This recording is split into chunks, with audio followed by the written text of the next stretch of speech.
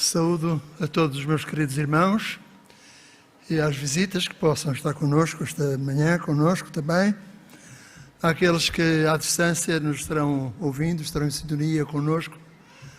A todos um feliz sábado. Agradeço imenso o cântico muito apropriado da Sirbu. Não foi certamente inocente ao ter escolhido este hino.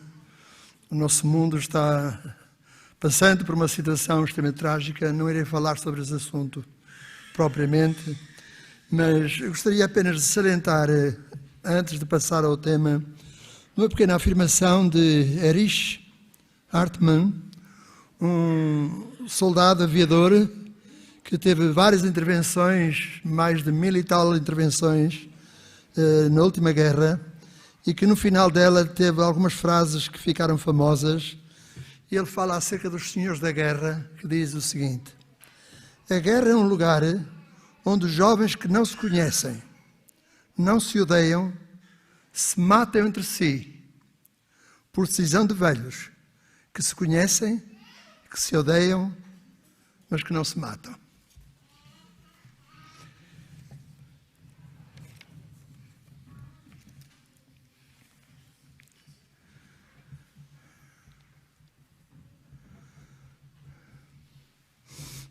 Aqueles que mais sofrem são aqueles menos culpados, não é?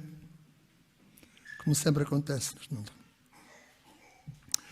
Durante a minha infância, já não sei se a minha infância, se durante a minha juventude, recorda-me que alguém, não sei também se num culto, se numa reunião de jovens, foi feita a pergunta, dizendo o seguinte, fazendo a seguinte pergunta: quando chegar ao céu, qual é o primeiro personagem que vai querer abraçar?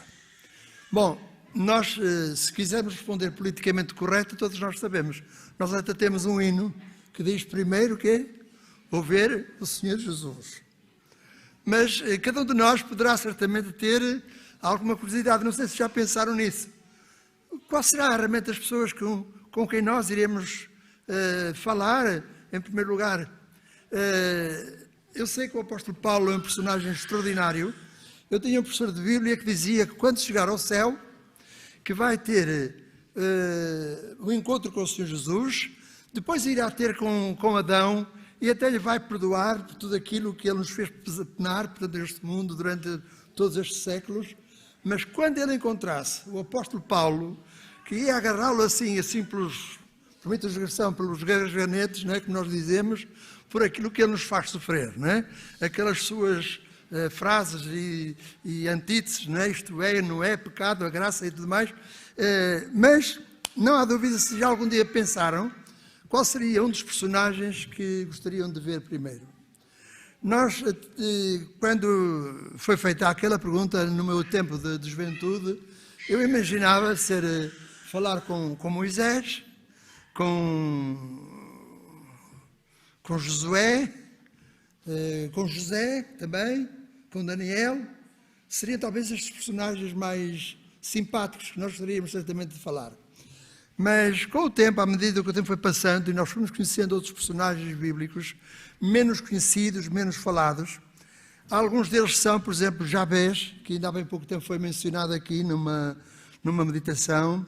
Jetro, como sabemos, Jabés foi um homem que a determinada altura, aliás, o seu nome tinha uma conotação negativa. Jabés queria dizer infelicidade, sofrimento. Foi um nome que foi posto pela sua mãe, porque certamente terá sido uma gestação e um nascimento difícil. Mas ele, apesar de ter essa carga emocional sobre o seu nome, ele tentou contrariar isso. E ele então pedia realmente a Deus que o abençoasse, que alargasse as suas fronteiras, que lhe desse realmente a felicidade, e Deus respondeu às suas orações. Isto mostra como Deus sente prazer em responder às orações quando são feitas de forma sincera. Jetro, Onésimo, Filemão, Onesíforo, que foi, estou aqui a mencionar dois personagens que também estão ligados a Paulo. Onesíforo foi um homem que, a determinada altura, foi visitar, foi a Roma. Ele não sabia onde é que se encontrava o apóstolo Paulo, mas ele foi a Roma e foi dar com ele na prisão. E ele então o sustentou, o suportou com as suas orações, com o seu carinho, com o seu apoio. Onésimo e Filemão, que é um livro que raramente, não sei se conhecem alguma citação, alguma pregação de algum pastor ou da pessoa que aqui venha, que tenha mencionado um texto de Filemão, da Epístola de Filemão, para complementar a sua...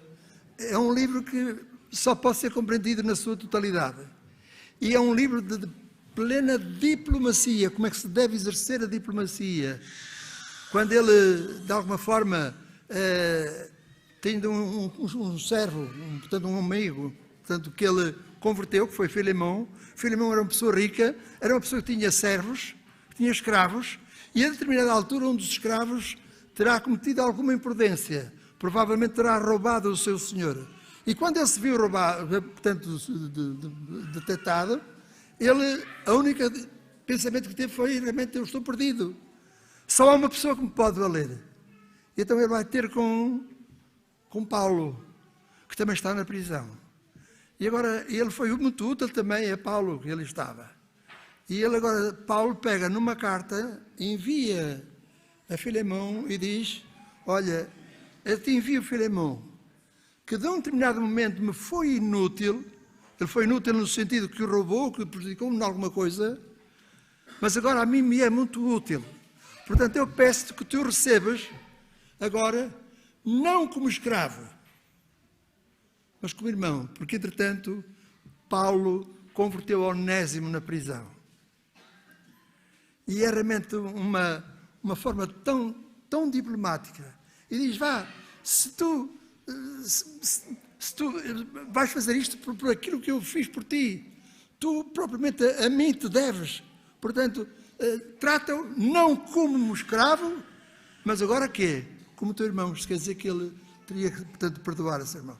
É um tratado, diríamos, irmãos, é um tratado de diplomacia extraordinário. E este é um livro que convém ser lido na sua totalidade. Mas, a mim, a determinada altura, há personagens que nos impressionam por serem menos visíveis. Alguns deles até nós nem conhecemos o nome. E um deles é sobre a viúva que a determinada altura entregou o quê? 2 pequenas moedas no templo. Como era o nome desta mulher?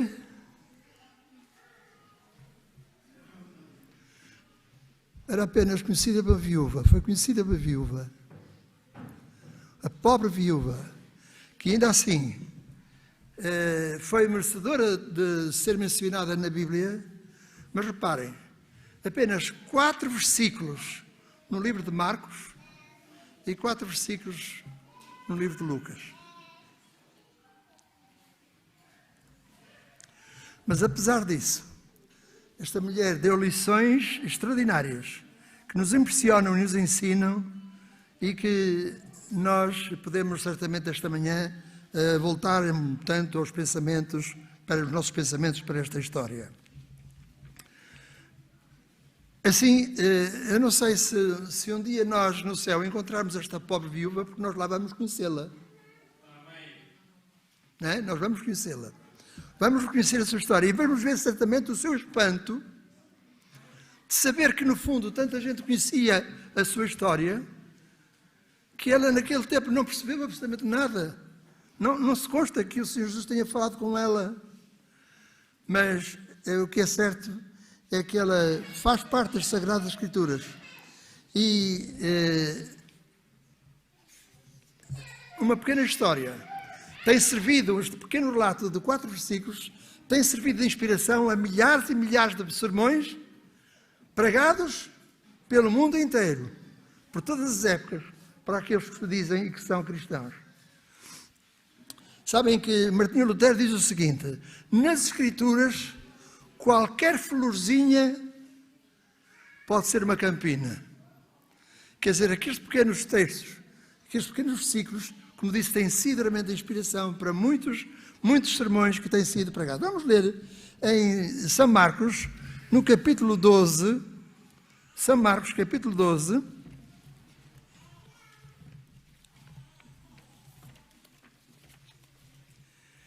versículos 41 a 44.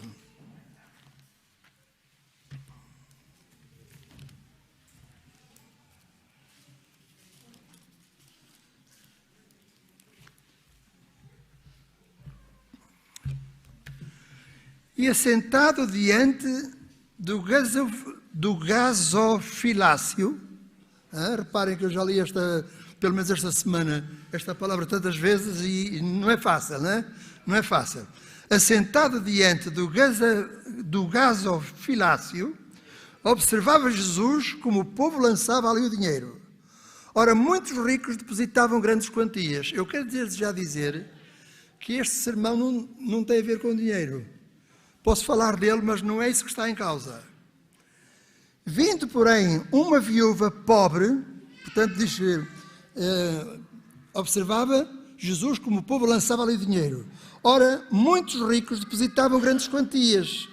Vindo, porém, uma pobre viúva, depositou pequenas moedas, 2 pequenas moedas, correspondentes a um quadrante. Um quadrante era meio centavo, qualquer coisa meio centavo. Algum terá feito um cálculo que um quadrante representava 6 minutos de um dia de trabalho, de um dia serviçal de trabalho. 6 minutos. Ao fim de 6 minutos, estava ganho, não podia ganhar mais nada. Portanto, vindo porém uma pobre viúva, depositou 2 pequenas moedas correspondentes a um quadrante. E chegando os seus discípulos, disse-lhes: em verdade vos digo que esta viúva pobre depositou no gasofilácio mais do que fizeram todos os ofertantes, porque todos eles ofertaram o que lhes sobejava, ela, porém, da sua pobreza, deu tudo quanto possuía, todo o seu sustento. O seu valor estimado, diz Ellen White, o seu valor foi estimado não pela importância da moeda ou das moedas, mas pelo amor para com Deus e o interesse para com a sua obra. Uma citação também de um homem, um pensador, comentador bíblico, que diz o seguinte: num mundo no qual o dinheiro é mais valorizado que os sentimentos, a aparência também acaba sendo mais importante que a essência. Quer dizer, o povo judeu estava muito preocupado não com a essência, mas com a aparência. Por isso é que aqueles homens iam ali. Sabem que o gasilofácio, acho que ainda não consegui dizer bem a palavra, era o cofre das ofertas. Era a caixa das ofertas. Mas ela tinha uma configuração de trombeta, não é? Se fosse a parte final da trombeta. Então, como aquilo era em bronze, uma parte metálica, como naquela altura não havia moeda em papel, todas as ofertas eram sonantes. E podem certamente ver que quanto mais barulho fizessem as ofertas, era sinal que a oferta era maior. Havia mais moedas, algumas mais pesadas, não é? E que faziam aquele som estridente, imagina, não é? E assim o povo de Israel, e grande parte daqueles que ofereciam no templo, estavam certamente preocupados sempre com a aparência, não é? Eles não apenas gostavam de orar nas esquinas das ruas, não é?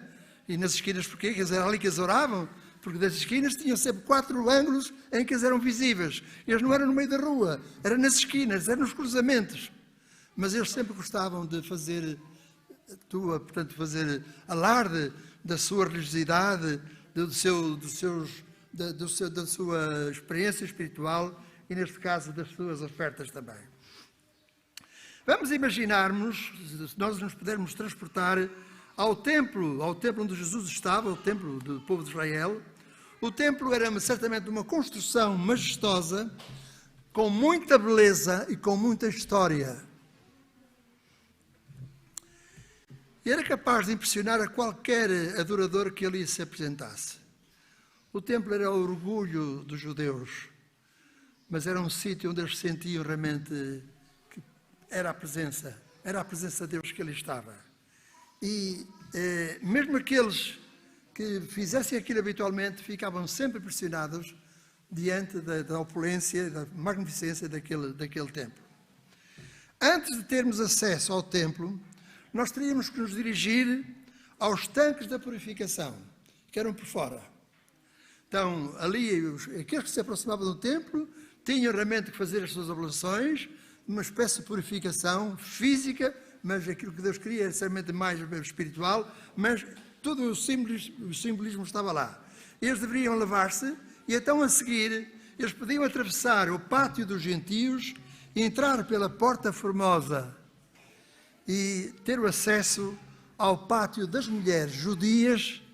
Como sabem, as mulheres naquela altura não tinham grande acesso aos espaços do templo, mas havia ali um sítio em que tanto as mulheres podiam estar, e os homens estavam sempre, eles podiam estar sempre em qualquer lado, né? Mas eles estavam ali naquele momento e nesse lugar, então, onde existiam cerca de 300 receptáculos de bronze, já não vou dizer mais a palavra, que eu continuo, certamente não ia dizer bem. E então, eram 13 locais de oferta, que todos eles tinham um símbolo, uma letra em grego, que dava precisamente a dizer, portanto, tinha uma significação do sítio onde se destinavam as ofertas. Fosse, portanto, destinado aos tributos do templo, à compra da madeira, para a compra de incenso, para a compra de azeite, para a compra de farinha. E isto era interessante, e nós aqui podemos tirar desde já também os irmãos sabem que nós temos aqui o saco das ofertas, mas cada um tem a liberdade de destinar para que quer dar a sua oferta. Bom, ofertas públicas, a gente sabe que vai para o fundo da igreja, mas se nós quisermos dar uma oferta especial, o tesoureiro ou a tesoureira tem que respeitar, portanto, o gosto e o interesse daquela pessoa. Eu lembro sempre da minha mãe, que quando na igreja se fazia uma oferta para a atividade missionária, que naquela altura se dizia que era para fomentar, para mandar fazer, portanto, publicidade não, folhetos, para se entregar às visitas, a minha mãe dizia, vou dar sempre uma oferta muito especial. Sabem porquê? Porque foi através de um papel, de um folheto, que os meus pais vieram à igreja. Os meus pais andavam num dia de Páscoa. Na Cima do Norte chamava-se, quando as pessoas passeavam, o Passeio dos Tristes. Sabem o que eram os Passeios dos Tristes? Pessoas com pouco dinheiro, que se contentavam de andar pelas ruas, vendo montras aqui, ali e acolá, mas que não podiam comprar para já, porque estavam fechadas e não podiam comprar tudo. Mas era o Passeio dos Tristes. Então alguém lhe entregou um folheto que dizia assim, como observar a verdadeira Páscoa. E tinha lá, Rua Ferreira Cardoso, na cidade do Porto. 103.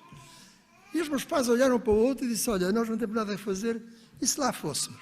Bom, foram, e graças a Deus, ficaram. Por isso a minha mãe, quando era aquela oferta, ela tinha uma vontade muito maior de oferecer com aquela finalidade.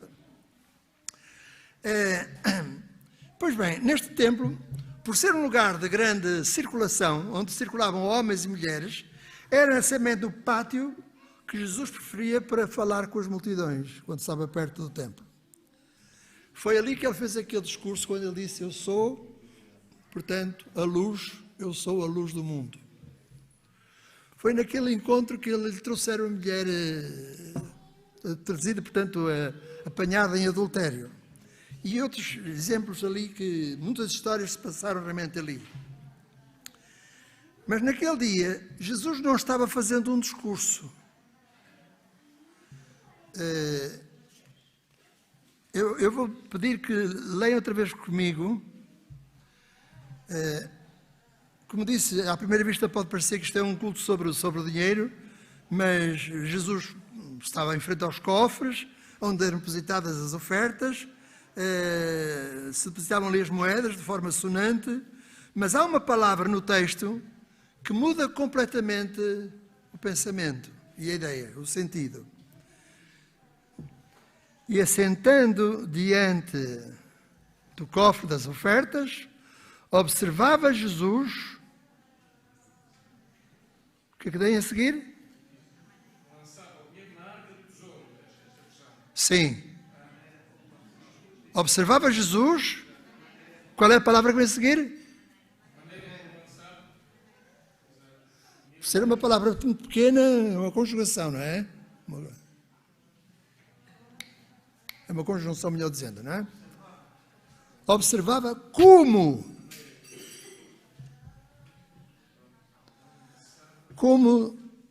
o povo lançava ali o seu dinheiro. Assim, esta palavra nos ajuda a entender que aquilo que Jesus estava observando naquele momento não era a aparência do povo de Israel, mas era a essência. Os ricos estavam certamente interessados na aparência. Jesus estava preocupado com a essência. O que é que era a motivação do coração de cada um? E podemos, como disse, podemos imaginar todos aqueles judeus com alguma riqueza, deitavam aquelas ofertas de forma sonante. E aquela mulher, no seu silêncio. Ainda hoje nós temos 2 centavos. Já não há centavos, não é? Mas não sei se acontece com os irmãos, eu não sou muito rico, mas eu quando vejo, quando do meu porta-moedas me cai 1 centavo, muitas vezes eu já não me dobro, não vá partir alguma coisa cá nas minhas costas para apanhar 1 centavo. Não tem significação nenhuma. Mas foram 2 moedas como esta, que esta mulher colocou na sua oferta. E Jesus a louvou. Porque não era o quanto que estava em causa, mas era o como.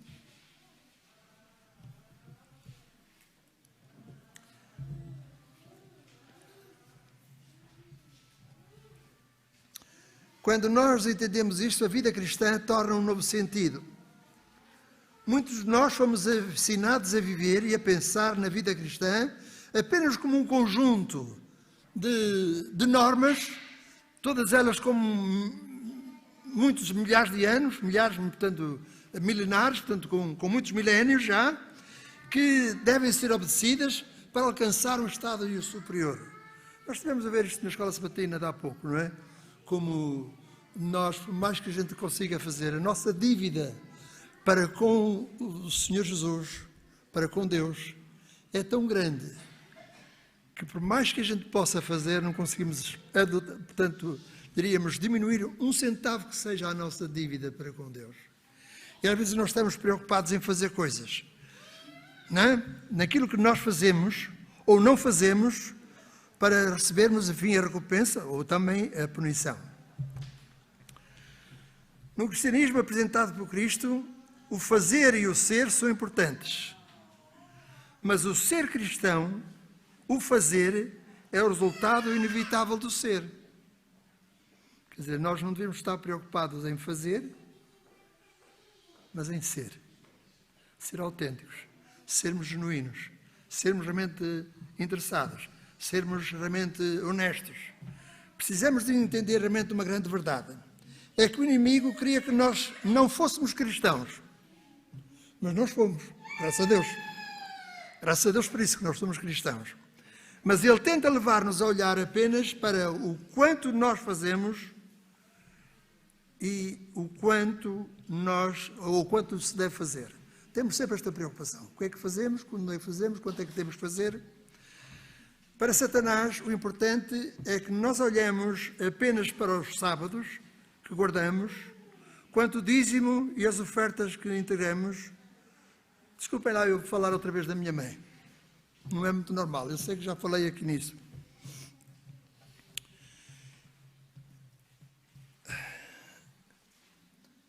A minha mãe tinha, os meus pais, desculpem lá, eles não vão se sentir vaidosos porque já não podem ouvir.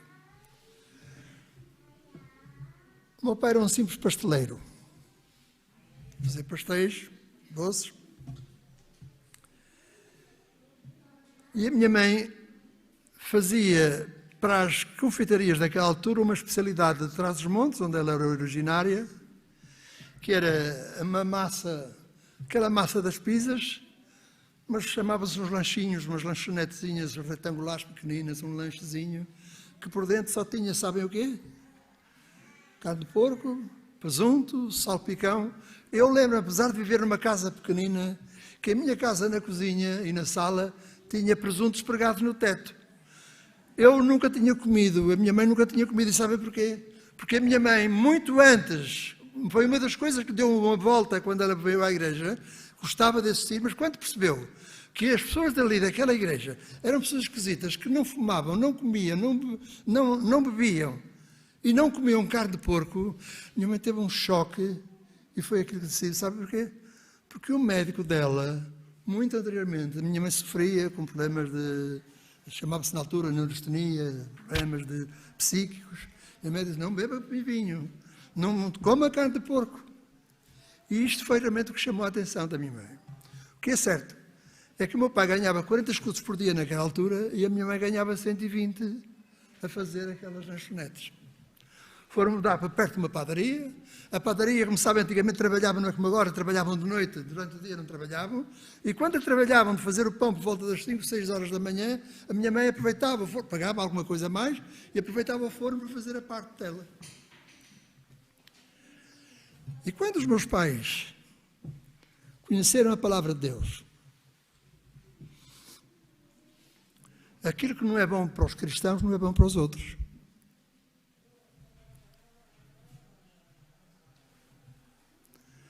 Os meus pais abandonaram aquele negócio, aquela à parte, e tinham algumas reservas, tinham dinheiro para comprar 2 casas na cidade.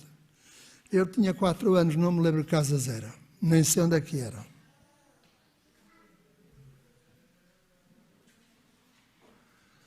Mas logo a seguir, isto é para vermos, irmãos, como Deus trabalha connosco. E a determinada altura, alguém fez uma proposta do irmão da igreja que pudesse fazer uma sociedade, isto e aquilo e aquilo outro. Havia um casal que era de uma cidade ali perto, era bom até para começar a igreja e tal. Os meus pais entraram nessa sociedade. Passados 7 meses, nem casa, nem dinheiro, nem sociedade. Mas lembro que com muita dificuldade a minha mãe continuou a fazer, não aquele trabalho, mas trabalho dessa sociedade, e com muitas lutas, com muita dificuldade. A minha mãe tinha uma latinha de chá. Uma latinha de chá, sabem, como aquelas, como se fosse um tijolinho, não é?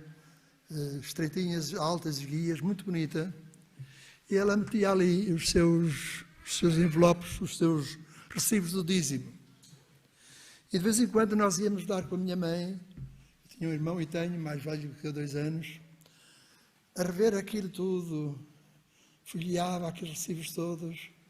Então eu mais o meu irmão, que na altura já tínhamos os nossos 14, 15, 16 anos, num ar assim de provocação, dizia, mãezinha, está a ver, enfim, as suas cotas, tem as cotas em dia, para quando o Senhor Jesus vier, poder dizer, Senhor, eu em teu nome não paguei muitas coisas, não paguei muitos dízimos, que é para poder entrar no céu. Bom, a minha mãe entendeu a provocação, mas quando eu falo disto sempre me comovo. Porque ela dizia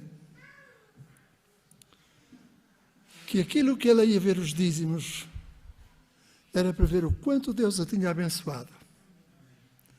Que apesar de ter passado por uma dificuldade imensamente grande, diz que nunca precisei de 500 escudos que não os tivesse.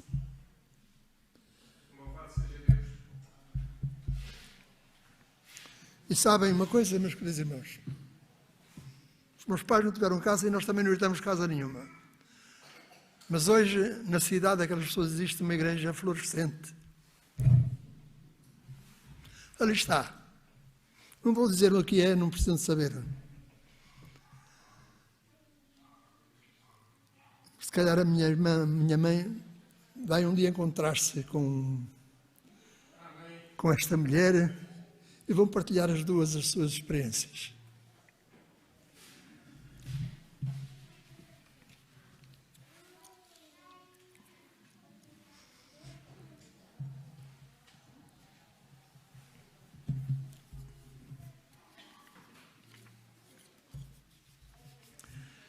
conheci um irmão nos Açores, ali o pastor Jorge Machado, mas eu tenho a impressão que ele que não o conheceu.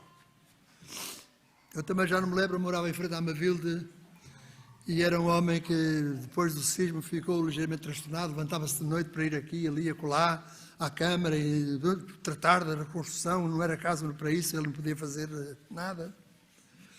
Mas aquele homem, quando vinha à igreja, era de uma satisfação, era um prazer, eu estava a pregar, era um prazer vê-lo.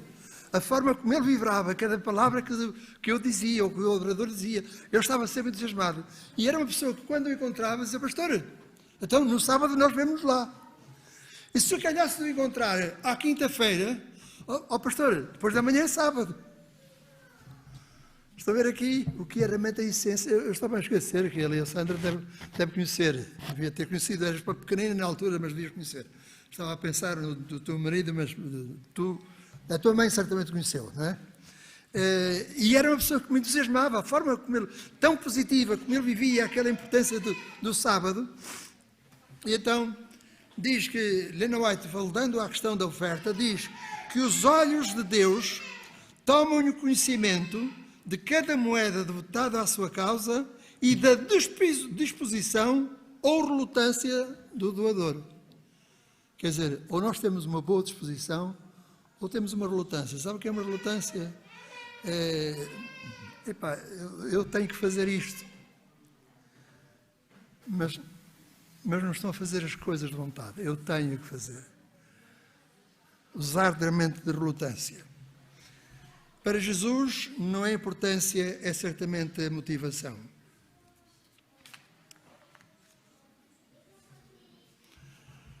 Durante o seu ministério, Jesus combateu com muita força a religião dos judeus.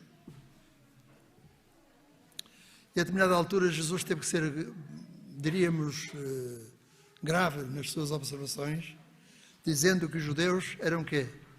Eram sepulcros, caiados por fora, mas por dentro. Só, portanto, miséria e podridão.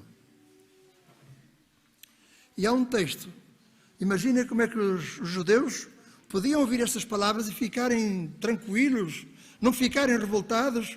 Em São Mateus, no capítulo 21, São Mateus, capítulo 21,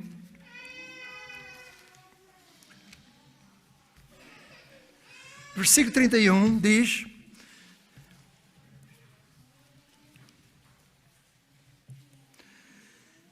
e qual dos dois fez a vontade do Pai? Disseram. O segundo, declarou-lhe Jesus: em verdade vos digo que os publicanos e as meretrizes, se nós quisermos usar aqui outra palavra mais grave, as prostitutas, vos precedem no reino de Deus.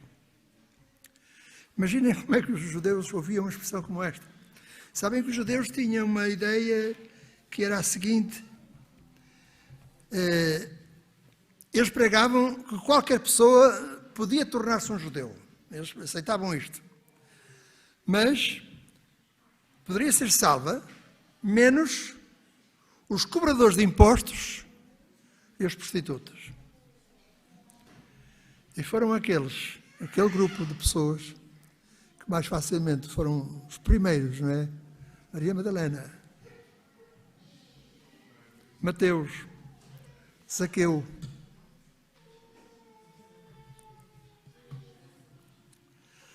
Nem tudo o que diz Senhor, Senhor, entrará no reino dos céus, mas todo aquele que faz a vontade do meu Pai que estás nos céus. E continuando as suas acusações, até terminar com o decisivo texto, ou a frase: afastai-vos de mim, vós que praticais a iniquidade. Meus queridos, este texto é impressionante e me faz pensar que em nenhum lugar da Bíblia é relatado que os ímpios, quando receberem a sua condenação, irão questionar ao Senhor Jesus: porque é que não foram salvos? Os habitantes de Sodoma e Gomorra Acham que irão questionar? No momento em que o Senhor Jesus vier trazer a sua recompensa ou a sua condenação? A recompensa a alguns fizeram justos e aos outros. Acham que eles vão questionar a Jesus? Os que foram destruídos no dilúvio, acham que irão questionar a Jesus? Quando depois do milénio, não é? Aqui, quando Jesus vier, os justos ressuscitarão primeiro, nós que ficamos vivos, seremos trasladados e habitaremos com o Senhor durante 1000 anos. Ao final daquele milênio, dá-se a segunda ressurreição. E quando todos aqueles homens verem a manifestação e o poder de Deus, eles não vão questionar. Eles vão corroborar a sua sentença e vão dizer às paredes, às rochas, caí sobre nós.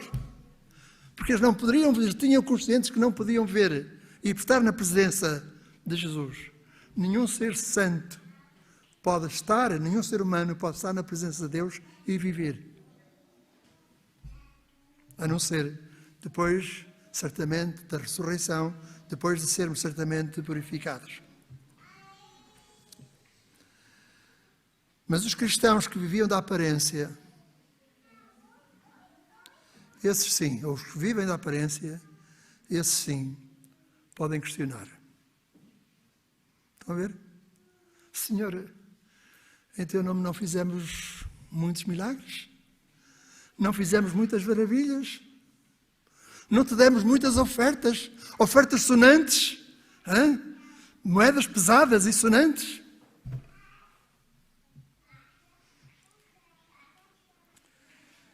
Meus queridos irmãos, que o Senhor nos possa ajudar a não viver à sombra das aparências, daquilo que nós julgamos que fazemos bem feito. Não nos deixemos enliar pelos nossos méritos, pelos méritos próprios, mas que, não questionando certamente a Jesus, possamos ouvir a sua voz melodiosa, maravilhosa. Vinde, benditos do meu Pai, possuí por herança o que está reservado. No pouco fostes fiel, no muito.